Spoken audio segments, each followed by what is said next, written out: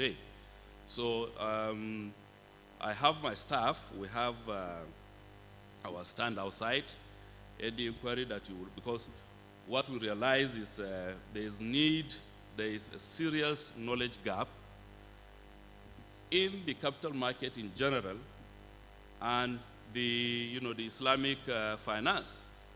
And because of the level of our development, the apex regulator of the Nigerian capital market, which is SEC, undertakes two responsibilities: one of regulation and development.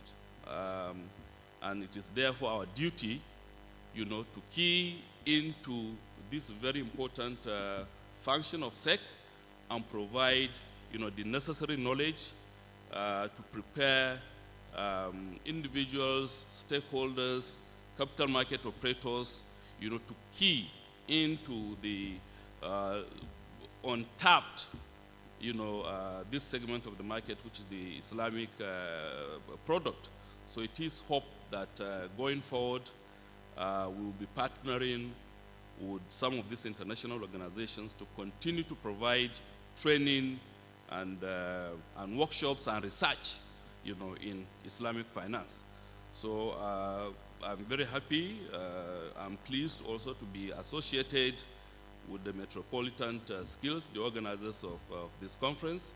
So on that note, I wish you fruitful deliberation, and we are here to answer your questions and in areas of training, research, etc., etc. Thank you very much.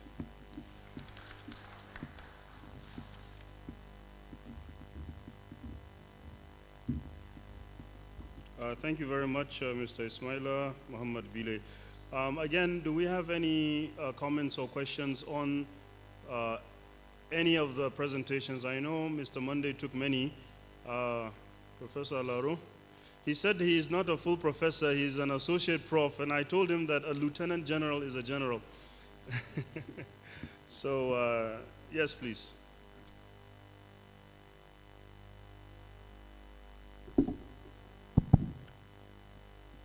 First of all, I like to welcome the new expert in the area of Sukuk, Mr. Bande Osiadi, because the way he summarized the structure and the working of Sukuk, I don't think any expert in the field could have done it in a better way.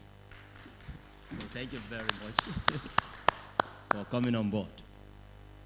But having said this, I felt it as a duty to correct an impression that I felt it was being created by mentioning Sukuk as a debt instrument, because this is very key to the Sharia compliance, Sharia compliance of the product itself.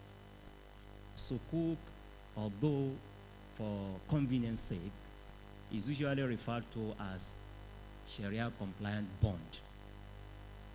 That is an alternative to the conventional bond. But in the real sense, Sukuk is not a debt obligation. We must get it right. It is actually an investment certificate. And it is clear from the structure that he summarized to us that, for example now, when investors subscribe to any Sukuk issuance, like in the case, let's take the FG and Sukuk as a case study. He mentioned it clearly. That money did not go to the federal government of Nigeria as a loan. In fact, FGN has no access to the fund up to this moment, and will never have. So it's an investment. You invest in an underlying asset. You take ownership of what you have invested in, and in whatever Sharia compliant manner, you trade it with the originator. In this case, federal government of Nigeria is willing and ready to buy the product that you have invested in the underlying asset. So I felt it is important to correct that impression. It's not a debt certificate. It's actually a certificate, but representing ownership interest in an underlying asset. Thank you very much. Thank you very much, sir. Any other questions or comments? Yes, sir.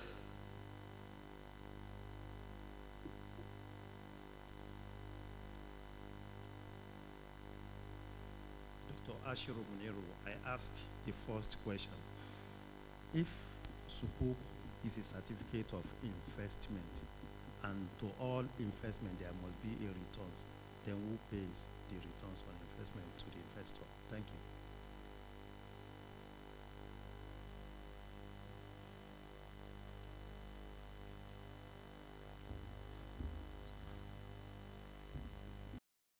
The rules and regulation of trade and commerce in Islam. Now, how do we do this business? Like every other bank, or the conventional banks, we're into, as I say, two basic businesses: financial intermediation and risk management. Financial intermediation meaning taking funds from the excess part of the economy and then invest in the deficit sector. Now, whenever you're investing, meaning you have to give finances, you have to give facilities, to make the investment. Now, there are tendencies that when you are making this investment, there are chances that there are going to be losses. Customers' money or investors' money that you are taking and investing could get lost. Now that comes the second aspect of banking, which is the risk management. So like every other bank, that's also what we do in Jaiz. Now, how do we do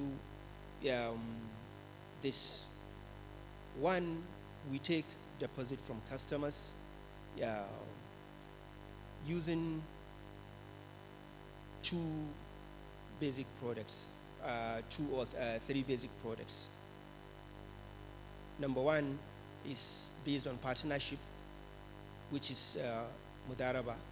So under the Mudaraba partnership, the bank serves as the funds manager, while customers that bring their money to the bank serve as the investors. There are two products under the Mudaraba. We have the Mudaraba savings, which is the normal savings savings account, and then we have the Mudaraba term deposit, which is an account where funds are deposited with the bank for investment purpose for a little bit short or medium term. Now, under the Mudaraba term deposit, the Mudaraba transaction product, the bank takes this customer's funds, invests the money by financing its customers, and at the end of agreed period, profit from these transactions, businesses done by the bank with the customer's funds, are now shared between the bank and the customer, depending on the pre-agreed profit sharing ratio. Now, this profit sharing ratio for savings account is stated on the account opening package, while for the various categories of term deposit, the profit sharing ratio is determined by the amount, and the tenor of the investment is also usually mentioned in the investment advice given to the customer. Now, the second deposit product is the current account, which is based on a loan to the bank. Just as in conventional banking, current account funds are considered as called demand deposit. Now, in Islamic banking also, funds based on current are actually loaned to the bank and payable on demand to the customer. Now, since it is a loan to the bank, it means the bank is not allowed to charge anything on the account. So our current accounts do not attract account maintenance charges. And at the same time, the customer does not get any benefit, because for a loan, when you give a card loan, you're not supposed to get any benefit from granting such loans. Now, product number 3 that is based on deposit is called our color investment. This is basically an investment for high net worth individuals and for customers or clients that have flair for high profit and also are willing to take higher risk. The bank usually identifies projects that require financing and then sell these projects to its customers that have funds, excess funds. Now, it's a transparent product where the bank places everything on the table for the customer, the profit to be made, the risks involved, the process involved, and an agreement is reached on how much of the profit or a percentage of the investment the customer is